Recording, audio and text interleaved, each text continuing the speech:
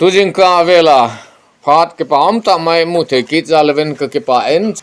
Ethiopia ucha hi a hele Chingthei Tah in Hinkho Mangin ti thu a holim na in ai diwa hi patin le khabuting anasim hitin FSC mi ti hinga pol le khatot bunga chang som le changa akuna hinga sim hitin chang som ni chan ge hi sim dingwa hi hi chun iti Hinkho na manum Chingthei in ki hong pavin mingol ho bangin Hinkho mang hi ovin miching ho bangin Hinkho mangun tu lai ni kho hi aphat lo ji hen phat ke jan pe cha hi ke cho on hi chi chun lung thim be in hi on pakai lung lam e pi hi heaven chale leng pi twin kham hi on he cha chun sit na omi ail lagavin dim se jovin tum jing to thu lan ho lan chale lagaw lan ke ho lemon na lung gilun pakai dingen ke to delin lung delin la savin imati chanen imalam zo sia dingen ipakai jo Jesu Krista menen papatin thangwa zingon patinen atu ting ta isim do patebo piu hen mihim te hin si inale thep na khan to na tam ta lam chom chom hen leisit chunga hin inei taven to na lam chi vel le khathim ta ta kitam ta tilbol te ta kitam ta ama wang mihim te chon dan dan hevena a hele savage khang ki mang na lai dana omai ya hi mi ki tha dan yong evel mel sema ma zinga alol ki tan pi zinga a hele wa hele mi ki su gan the dan yong even a hele chan ge ya chu ma ki zo lep dan yong even a hele so pi zu manga a so pi Hinkho la a aman a go lo ding ti chan ge le se na jong oma chu ai lo le apa Hinkho la manga tu ma sanga jong chu ma chu apa tha a ama service apa ke la lo ding ti yong oma chu tuna ka sei nom chi pi hamati a hele Hinkho hi itiman ding ham ti hi gel ma jinga hi ti hi tuna hong ke khom hon jong no pi hin upa hin te se hin chapang ho a hin na chapang la ya Hinkho manding dan he la awang phadai de set nahi te se ho chun tu a he le ama a denga chu I chan ham chu phat ane ki khel hi tai midang hil son awang chaman te yai iga head divin arbyang longa cheng hi vinai khat ve hi karbyang longa cheng ho thinga na ho mama sing ahong vai chakit kan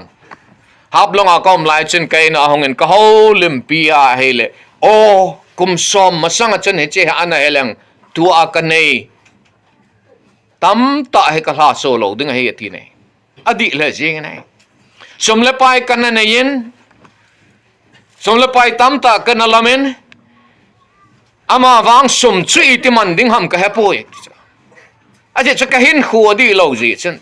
he chu tu nia gol hang hen nunga hen le ka sim lai hon yang tu jing ka holim nei patin nei pio he tia phat cha na ngai wa hele khonong chan ge na Hinkho man na wa na pui tu wa hong pang te hi ti chu ka hen sei do no me ya hi patin le khabun FSC bunga chang som le nga nu chi sim le hi ji chun Chingthei pen Hinkho mangovin mingol ho banga Hinkho mang lovin miching ho bangin Hinkho mangun tin ei hiluvin ai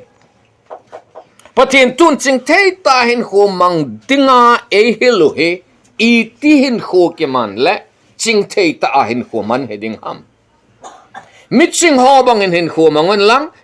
mingol ho bangin translation bang khat chun lung thim be ho banga hin chon lovin miching ho bangin chonun Chingthei Tah in Hinkho mangovin ai lo le Hinkho iti na manovin hitchi chunga chun Chingthei ten omovin ting le mingol ho banga Hinkho mang lovin miching ho bangin Hinkho mangon ti hitchalaya head diu chu kichi sa ta in Hinkho mangovin ti hilo chu na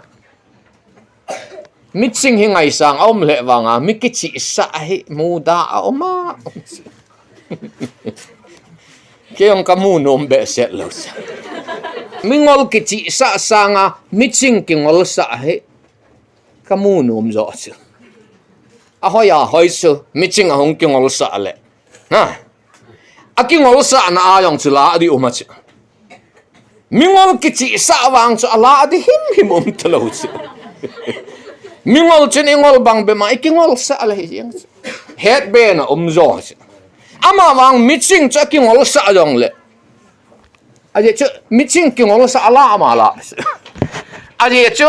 chapang chan iga thole chapang ho akuna ke kijil ji chu ko ka ti chu ke yang khat ve le chapang pau ka ga tho ji chu oya ati ti ga ti le na amin ipiha ati le epu emin chu ga ti na e cha apau dan ho aje ke ji lai chu iga kingol sa hele chapang ho akuna jong chu ikijil uma he chu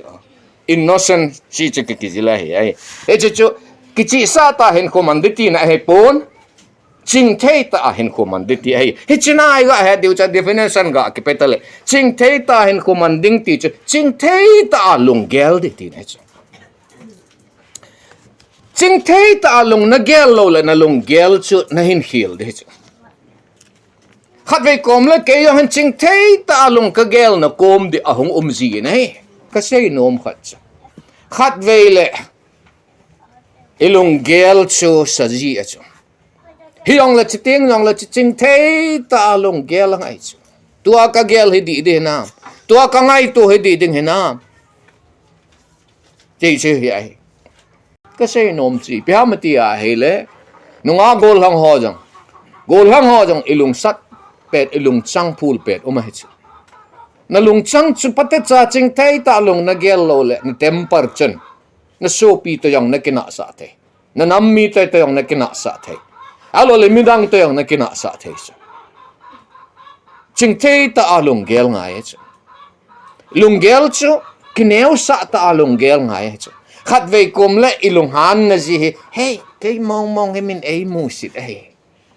kon mu sit le la nang le nang ne ki mu sit sa zat dang ho mong ei mu sit ei he ga ti wa na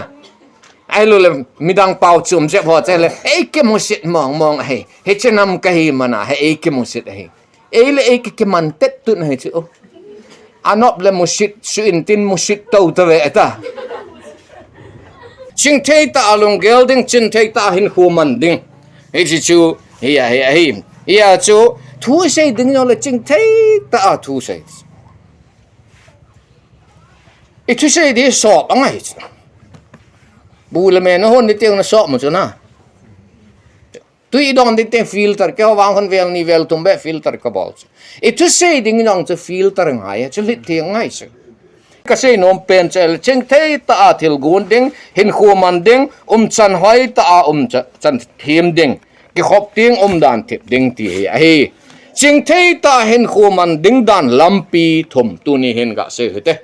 ama sa pen ta en na Hinkho chu patin lung de ya na man ngai ai thil kiti chu asim pa hin aman ding dan het pen hi ai asim pa pathin chun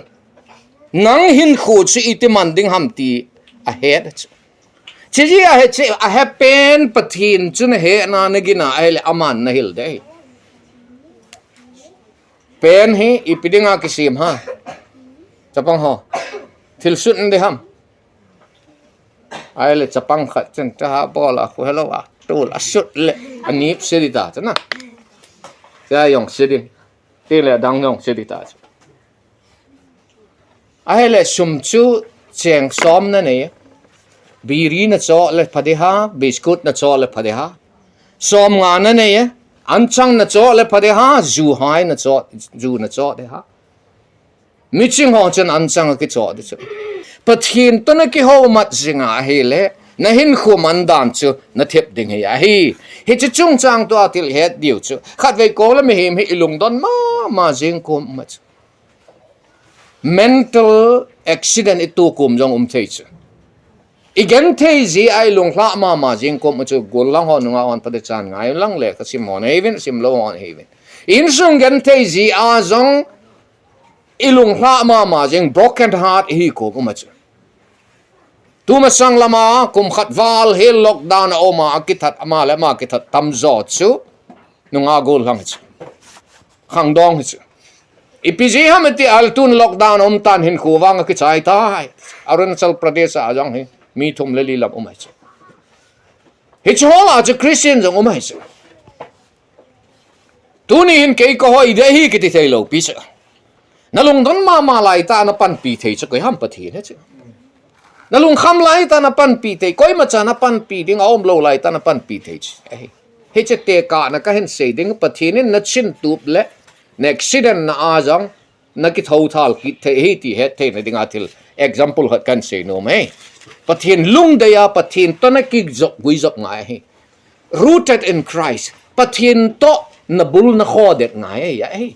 na kho det lo le zo ting thu ding ya he mi phalo na loi le pai phalo pui se ting tam ta yong the ya he mun khanen America ga ma sap ga ma hen mi khanen gari tol na he la tol na chan lam jang lai ta hen workshop jong nai lo hopi ki ka hola a lampi lai chen asetan I alo wang chen agari chu start hi thei ta pu nai ai la man jong gari lai le ho cha kham ji in klei ki topi te di vem atil gin cha ta ho yong chen a sim win a sim do zo ta pu vinai ale chai na chen aman a ko zong hetalo adang ho cha kha ma mi li le nga ho chu lung set ta nei ki topi gari hin tol ho cha ai le cha chen mi khat he a hongin nen de du jing atoka sangkolong chenen de du jing kate bhai inati hai mo kagari se alaya he sim te talo lai ka mo mai tai sim ten te kate ka gen chan ho ka ko wa he la khat san e sim te tapu chate kan ga ve ti ming kate gin chat ta hon bon sim te lo nang hin sim te nai sa he na te ave jong ave lo don jong don lo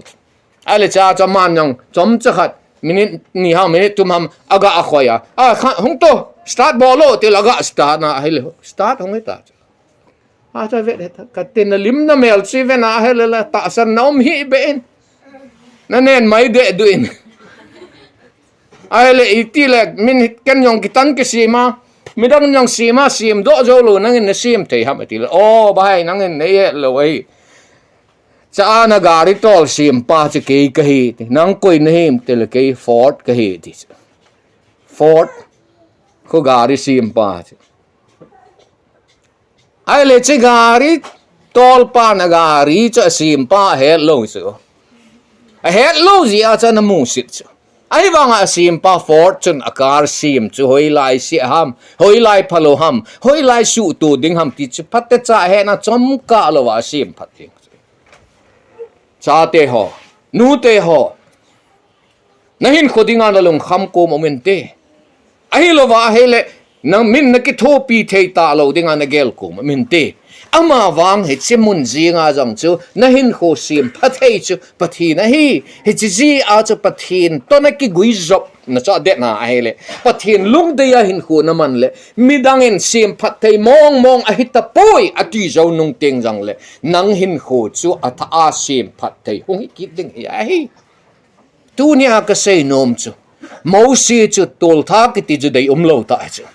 mo si ki ti pa chun anam mi te along sit be set ji a chu Egypt mi te khat anatha a na vut la cha vui ta chu nel di la vui ta dei sai la cha vui ai le mo si ki ti pa he che anam mi te ngai li te tul ta hung ki sim tha pathinin aman cha ami Israel te pu ya panga he ta chu a pui ho ya panga he ta chu tu ne a he pathinin pathin chuna bela a hele man the hi talo chunang pathinin man luta a nain ko na khel pi ding hi a hi la khat ka sim na chin tin ka simen a man lo hin kho pathinin e khel pi tai tin ka simen ai hin kho man lo hiding lai pathinin e khel pi ting chale na len ta ki tong do the ti hi e di wa sei hi ai ting le ani na a chu hin kho he di ta man ding hi ai hin kho hi aman na ding dol ma ai a ding dol ta chi man kha hi le hin kho hi lo len na ma ai a hi lo na dinga cha ana kha a hi le apan lo na dinga na pan kha le chi a chi judon na muna din hi lo chu lo ne na muna din hi lo chu ai lo le ki mo chep na muna din hi lo chu na nu le na pan na hin lo jong chi lo chu no na di mun choi lai ham pathin to na khom ding ho in na kai ding in sunga na nu na pa na pi na pu to patin na hai khom ding pathin ging singa hinkho na man ding na na ding muna na a hele pathin ne ki thu pi ding na lo na dinga na mo no ma hele setanin na pui mang ding na ki wop pi lo ding na ki wop pi le min na pui mang ding gan sa jing en jang ane lo ding cha si khan a het khan ma jing cha kel cha ho jang ko ve lew chan ane lo di cha ga dam na ne hi ve ta amu cha sip jing di cha ti hi ala mi khat hi a I chon lo na ding banga chon lo ding ti chi ai hin kho di ta man ding ai teng la chai na chi pa me ti le hin kho hi apat sum pen thei ding a man ding hi ai tun glung gel men lang tu kum 2023 January tarik kana kona na phat man dan chu phat sum ding na nga naman na tamzo a apat sum lo ding a naman na tamzo a na mobile vet na carrier sim na dinga contribute abola na carrier ala mangam na lekha sim na subject to kitu a mobile ala tilho na vet na em ahilo wa ala na hin khu lam zot na to kitu ana kithu pi dinga naman na em he choch hin khu hi afachom thei pen dinga man cha dinga hi ti hi hin khu a he thil pha to do ding thil phachom e ma individual a dinga jong to do ding in sung dinga jong inam dinga jong I society dinga jong to do ding hi ti hi hin khu lo ning ta man ding na ti a he le Chingthei Tah lung na gela teng le pathin lung de ya hin khu na mana hin khu di ta na man ding hin khu apachum dinga na man cha ding ya hi